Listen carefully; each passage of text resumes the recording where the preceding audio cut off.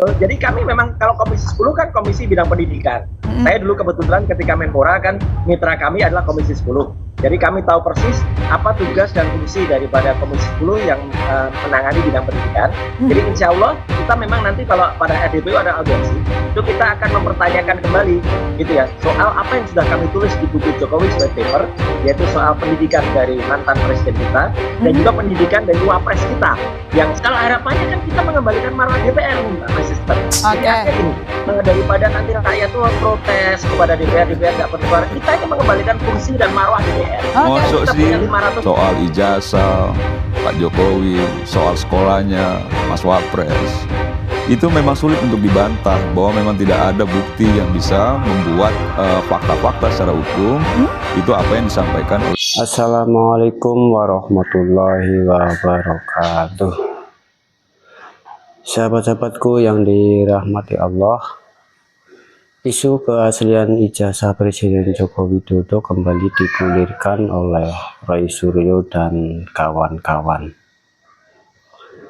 Terbaru, Roy Suryo menggugat ijazah Presiden Joko Widodo mendatangi Komisi 3 dan Komisi 10 DPR RI untuk mengajukan permohonan audiensi untuk membahas ijazah Presiden Jokowi dan Wakil Presiden Gibran Raka Buming Raka.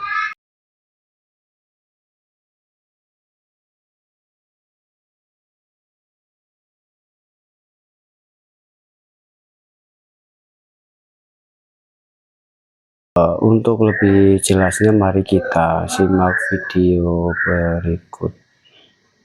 Jadi update-nya memang kami kemarin itu menyampaikan surat. Biasanya kan orang kalau menyampaikan surat kan hanya dikirim lewat pos. Cuman sebagai wujud dari etika kami, etika orang Timur, itu kami menyampaikan secara langsung. Dan alhamdulillah ya, dua komisi yang kami berikan surat, yaitu di Komisi 10 Bidang Pendidikan, itu diterima langsung oleh kepala protokolnya dan segera akan diagendakan, apakah itu audiensi atau langsung RDPU, rapat dengan pendapat umum.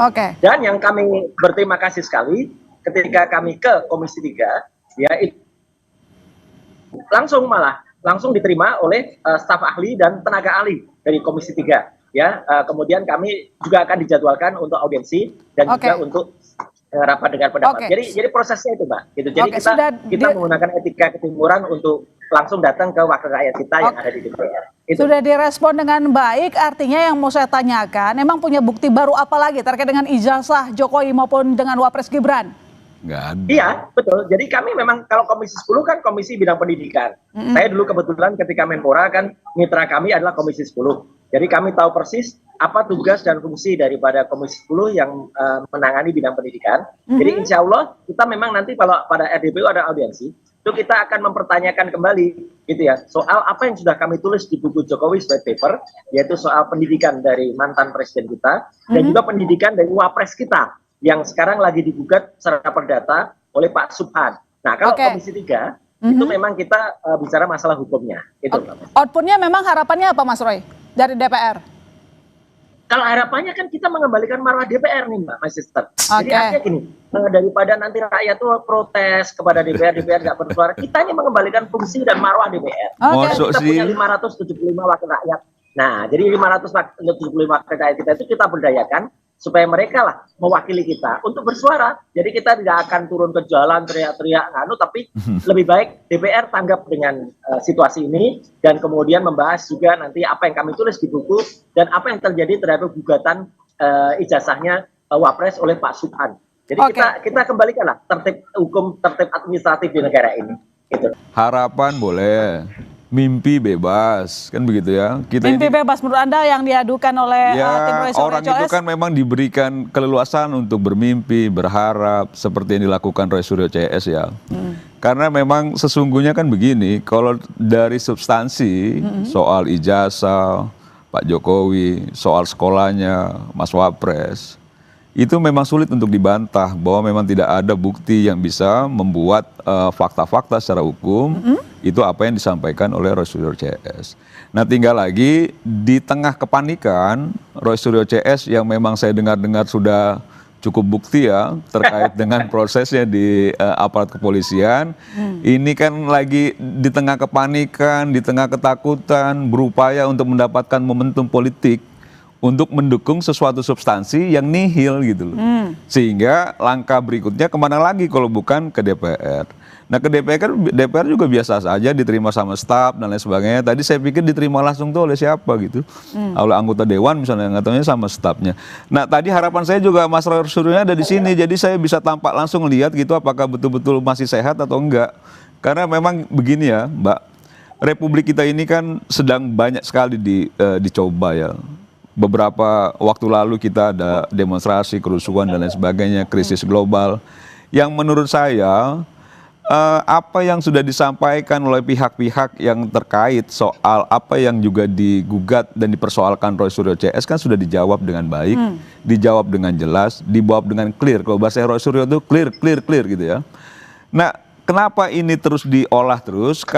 Karena memang Roy Suryo CS merasa perlu masih hidup barang ini, eksistensi ini, supaya panggungnya dapat. Terus ada juga ruang-ruang politik momentum yang coba dicari-cari gitu, yang menurut saya jauh panggang dari api gitu, apalagi gitu. Yang ada itu benar kita bahu-membahu bagaimana memikirkan bangsa ini ke depan, itu yang paling penting. Cuman karena orang penuh dengan apa ya, bukan saja suzon. Kalau waktu itu saya pernah bilang, teman-teman ini ya, Mas Roy Suryo dan kawan-kawan itu seperti menteri propagandanya di zaman Nazi dulu, Hitler. Joket Goebbels. Jadi kebohongan yang diulang-ulang itu akan juga bisa menjadi suatu kebenaran. Nah dia coba kebohongan itu diulang-ulang, orang yang tadi yakin bahwa ini tidak benar menjadi ragu dan sebagainya. Padahal substansinya tetap bohong gitu. Nggak ada panggung politik. Nggak, kalau menurut aku sih Om Roy udah siap-siap aja menghadapi proses hukum. Nah, tadi nggak motong Mas Fabianto ya. Jadi artinya gini. Kami itu menegakkan semua aturan dengan benar. Kami lakukan sudah riset secara ilmiah dalam buku Jokowi's White Paper. Kemudian juga kami membantu nanti Pak Subhan ketika kemudian mengajukan itu kami lakukan sesuai dengan jalurnya. Dan sekarang kita kan punya wakil rakyat, Pak. Ya. Kita punya wakil rakyat. Jadi 575 anggota wakil rakyat itu daripada cuma nanti diprotes oleh adik-adik mahasiswa dengan tuntutan 17.8 ya. Kemudian juga mereka tidak kemudian melakukan fungsinya. Mereka kita serahi untuk mewakili rakyat yang benar-benar. Jadi kalau wakil rakyat itu harus ya mereka mengembalikan sesuai dengan komisinya.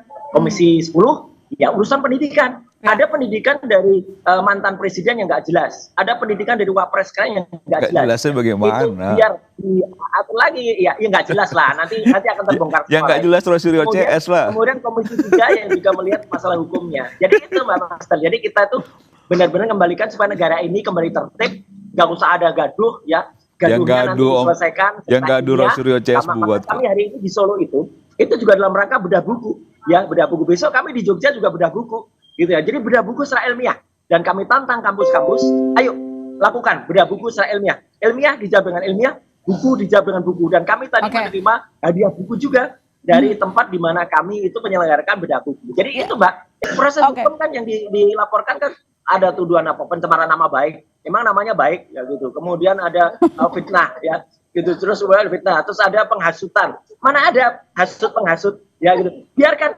jalan Polda Metro Jaya ya. Tapi kami menyelenggarakan apa yang menjadi ranah kami. Saya bilang orang punya harapan, punya mimpi boleh-boleh aja. Tapi kalau ditanya soal substansi kan kita juga punya perspektif soal substansinya. Kalau disampaikan juga soal kita nggak mau bikin gaduh, selama ini siapa yang buat gaduh kalau bukan Roy Suryo CS kan begitu loh. Iya, tapi masalahnya kan mereka belum publik yakin bising sekali dengan Roy Suryo CS, dan sekarang ini dia melihat begini ya. Roy Suryo CS melihat bahwa kemarin ada momentum ketika memang DPR disorot publik. Ketika DPR mulai dikritisi publik, nah ini ada ruang sedikit untuk masuk. Ya. Sehingga ada sensitivitas DPR yang diharapkan itu menciptakan momentum politik, kan begitu aja kan gitu loh. Jadi kalau saya lihat ya, ini kan udah pontang-panting nih ke sana, banyak lah yang ditemui sama Roy Suryo CS ini, itu menandakan kepanikan sebenarnya, kepanikan Ya, bahwa sebentar justru lagi bukan panik, proses justru hukum malah kita sudah membuktikan berjalan fakta. gitu ya, proses hukum berjalan. Jadi kalau saran saya fokus pada proses hukum yang memang berdasarkan informasi yang saya dapat, dugaan-dugaan dan lain sebagainya, sepertinya sudah Ya, nggak cukup apa-apa. sudah cukup alat Fokus bukti. pada hukum, kita juga Jadi fokus mental satu diperkuat kan gitu ya. Kalau kawan-kawan yang sudah pernah merasakan di dalam kan nggak gampang juga hidup di penjara itu. 1 kali 2 meter selnya, kadang ada tikus juga di situ kan gitu. Jadi maksud saya jauh lebih bagus memang memperkuat mental kan gitu ya. Coba untuk menguji kesabaran dan lain sebagainya dibandingkan menghabiskan energi sesuatu yang menurut saya kosong, nihil, nggak ada isinya. Apalagi yang mau dipersoalkan kan gitu loh. Jadi semua institusi negara ini nggak dipercaya. Terus apalagi kita percaya, Mbak? Gitu loh. Kalau semua institusi kita nggak dipercaya, apalagi lembaga pendidikan nggak dipercaya, apalagi yang mau dipercaya gitu loh. Tidak penting, karena kan kemarin ada masukan dari teman-teman di seberang. Kenapa yang diprotes adalah, yang dikritik adalah orang yang sudah tidak menjabat lagi. Dikira kami nggak takut kemudian mengkritik orang yang masih menjabat. Ini buktinya. Orang yang masih menjabat itu pun ternyata riwayat pendidikannya juga tidak kalah payahnya. Itu nanti ada bukti-buktinya semua. Dan daripada kita kemudian hanya ribut kemarin, kita sampaikan dulu ke DPR. Katanya kita harus menyampaikan ke wakil rakyat. Ya udah, kita sampaikan dulu ke wakil rakyat. Dan kebetulan ada yang menggugat kan. Pak Subhan itu kan membuat perdata itu. Ya udah, biar nanti gugatannya juga jalan, kita siapkan juga bukti-buktinya, dan nanti kalau soal proses hukum kita konsentrasi, kami itu juga konsentrasi. Kita tunggu betul ya proses dari Polda Metro Jaya, dan kita juga selalu datang, kita juga selalu diminta BAP, juga kita BAP.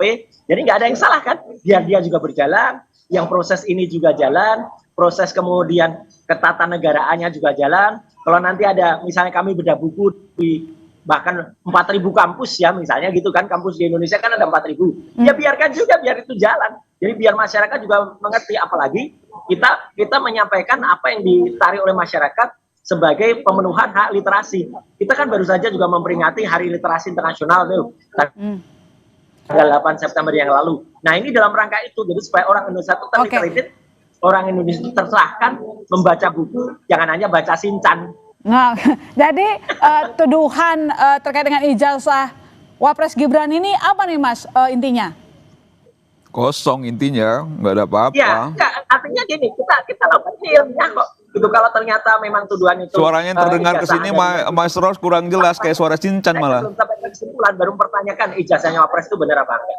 Jadi di tengah kebuntuan ya, ini secara psikologis ya, di tengah kebuntuan, di tengah tidak ada jalan lain, yang lahir itu kan memang keberanian yang cenderung kenekatan. Nah kenekatan itu sudah tidak lagi berpikir rasionalitas itu. Kenekatan itu sudah berpikirnya bagaimana caranya bertahan hidup. Bagaimana caranya melepaskan dari jerat yang dia bikin sendiri. Dan pada posisi itulah Roy Suryo CS sekarang itu. Jadi bagaimana caranya dia bisa melepaskan diri dari jerat hukum yang dia buat sendiri, yang sekarang dia sulit juga untuk membantah fakta-fakta yang dalam proses hukumnya nanti juga bisa kita lihat. Nah kalau kita kan melihatnya begini, ini sudah berjalan, prosesnya sudah baik sekali. Kalaupun nanti memang ini sudah masuk penyidikan, sudah ada tersangkanya, silakan hadir, dibuktikan di pengadilan.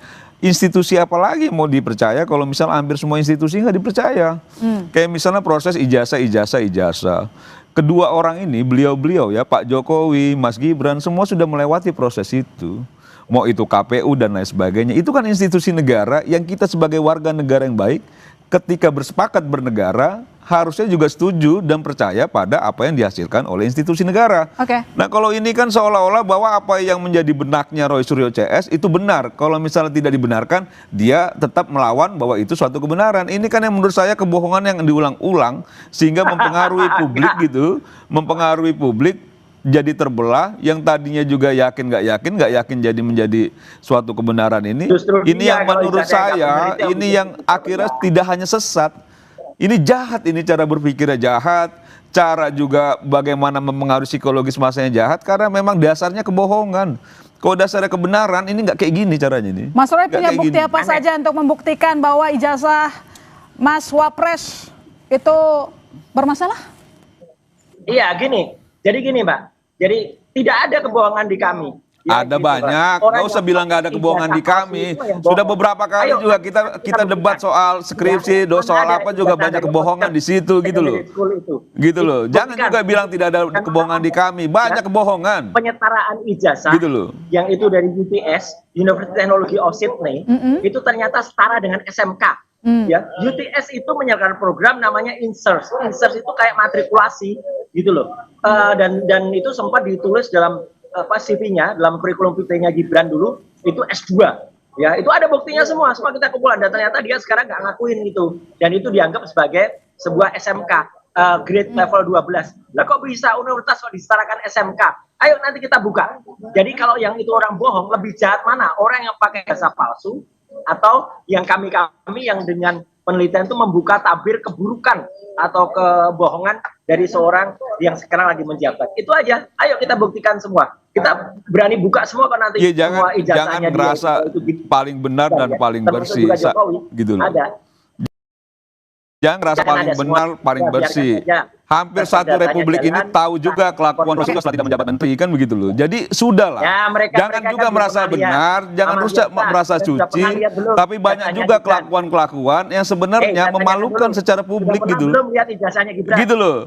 Jadi maksud saya kalau bicara soal kebenaran, bicara soal moral, moral siapa yang bisa dipertanyakan kalau bukan moral diri sendiri gitu. Gitu loh. Gitu loh. Makanya kalau ada, ya saya nggak tega ya, cuma ya. Ijazahnya kok berani ngomong. Kalau kita udah lihat. Cuma kita satu republik tahulah siapa Roy Suryo dan bagaimana kelakuannya kan. Jadi mana bisa dipercaya kalau kelakuannya sudah diketahui publik, Mas? Nggak bisa lah. Biar publik gitu loh. Orang barang negara aja dibawa pulang kok kan gitu loh. Jadi sudah lah kan gitu loh. Paling tepatnya sih kayaknya memang kita tunggu putusan pengadilan. Proses pengadilan, bukan bangun opini. Karena kalau bicara moral nggak ini juga. Sudah nggak ada pilihan, Mbak, bukan soal siap. Artinya nanti semua insya Allah akan kita buktikan ya, gitu. Kalaupun nanti misalnya itu harus sampai ke level pengadilan, ayo, gitu loh. Jadi jelas betul nanti. Dan ini lagi-lagi ya, jangan kemudian akan pakai jurus-jurus yang sama. Udah kuno tuh jurusnya. Kita punya bukti ilmiah soal ijazah diserang dengan pencemaran nama baik. Ya, emang namanya baik. Sekali lagi saya ulang. Emang nama Om Roy Suryo juga baik kan? Enggak juga. Jangan juga merasa namanya baik loh. Mas Roy, jangan juga merasa namanya baik loh. Ijazahnya dan itu kita ntar netizen banyak yang bicara loh soal nama baik Roy Suryo itu. Tapi Mas Roy yakin ya, Mas Roy CS yakin bahwa sudah mengantongi bukti-bukti terkait dengan persoalan ijazah dari Pak Jokowi maupun juga Mas Gibran ya. Kami pegang semua itu. Ya harus semua harus kita bongkar nanti dan semua ada buktinya. Mau itu yang modern itu yang namanya MDIS atau itu ijazah yang dari Bradford yang katanya Bradford tapi ternyata itu salah beli ya, atau dari UTS yang ternyata hanya diserahkan menjadi ijazah selevel SMK. Itu lebih parah lagi nih dari Jokowi ini. Ya lebih parah lagi dari Roy Suryo lah. Saya singkat aja, ini udah lebih dari satu kali Roy Suryo bicara soal emang namanya baik gitu loh. Emang namanya Roy Suryo juga baik gitu. Semua satu republik juga tahu bagaimana tingkah laku Roy Suryo. Nggak usah pribadi. Enggak, bukan pribadi, bukan pribadi. Ketika bicara soal itu menyangkut soal pejabat publik itu tidak pribadi. Tapi semua juga orang tahu bagaimana pertanggungjawaban publik Roy Suryo setelah menjadi menteri kan begitu loh. Kita semua tahu. Makanya jangan singgung-singgung soal nama baik. Menurut saya nama Roy Suryo juga tidak baik, jauh tidak baik dibanding yang lain. Iya itu, gitu nggak usah minum kamu. Bukan pribadi itu, itu bukan pribadi ya. Oke baik, kita fokus di kasus ini. Iya, tapi maksud saya jangan seakan-akan diri kita ini merasa benar, merasa suci, padahal secara hukum itu belum juga bisa dibuktikan dalam prosesnya gitu. Oke baik, tapi dari tim Mas Roy yakin ya bisa berhadapan dengan hukum nanti? Yakin boleh aja sih. Jangan yakin boleh aja. Yakin boleh aja, cuman saran saya udah siap-siap saja. Ya kan gitu. Biarkan itu. Siap-siap, iya dibiarkan. Dan sambil saya kasih saran siap-siap aaja. Kan gitu loh, diperkuat mentalnya kan gitu ya. Tiba-tiba hukum mana. Oke baik, kita tunggu nanti putusan pengadilan.